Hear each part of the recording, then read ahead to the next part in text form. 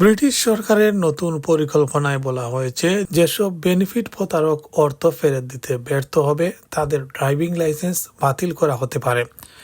যারা বারবার এই প্রতারণা করে এবং প্রতারণার মাধ্যমে অন্তত 1,000 পাউন্ড বা তার বেশি অর্থ নিয়ে ফেলেছে কিন্তু ফেরত দিতে পারছে না, তাদের 2 বছরের জন্য ড্রাইভিং নিষেধাজ্ঞা দেয়া হতে পারে।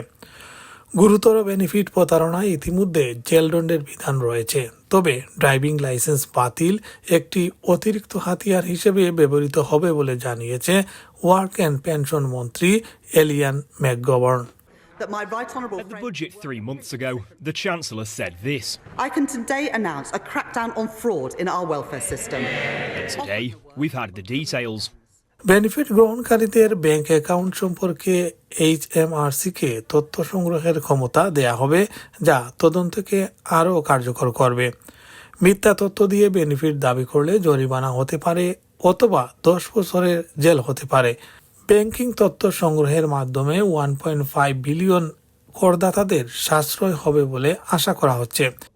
I have to say I don't have that number off the top of my head, but these proposals have been brought forward by an experienced team who are trying to bring together a suite of powers to make sure that we can bring down the level of fraud in the system. ব্যক্তিগত গোপনীয়তা নিয়ে কাজ করে থাকে এমন charity সংগঠনগুলোর দাবি, সরকারের নতুন পরিকল্পনা জনগণের আর্থিক গোপনীয়তায় হস্তক্ষেপ করবে।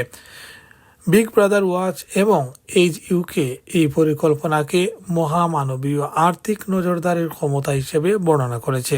What we need is a system that supports instead of suspects. We need support, not suspicion. There are hundreds of thousands of people in the UK who need support to get back on their feet, get back into work. Immediately making people feel that they're going to be suspected as they apply for benefits or as their circumstances change is a real inhibitor for getting the support that we need to get back in off. আর ব্যাংকগুলো বলছে, ব্যাংকগুলোকে তথ্য সরবরাহ করতে বাধ্য করা হলে তারা জরিমানার সম্মুখীন হতে পারে। আগের টরি সরকার ব্যাংক থেকে পাইকারিভাবে গ্রাহকদের তথ্য সংগ্রহের পরিকল্পনা করেছিল, যা পার্লামেন্টে অনুমোদিত হয়নি। লেবার প্রতিশ্রুতি দিয়েছে শুধু সীমিত তথ্য শেয়ার করা হবে। এটি ইউনিভার্সাল ক্রেডিটের জন্য 16,000 পাউন্ডের বেশি সঞ্চয়ের ক্ষেত্রে বা বিদেশে বসবাসের ক্ষেত্রে প্রযোজ্য হতে পারে। সরকার দাবি করছে বেনিফিট প্রতারণা দমনে এই পরিকল্পনা কার্যকর হবে, তবে সমালোচকরা এটিকে আর্থিক নজরদারি বাড়ানোর কৌশল হিসেবে দেখছেন।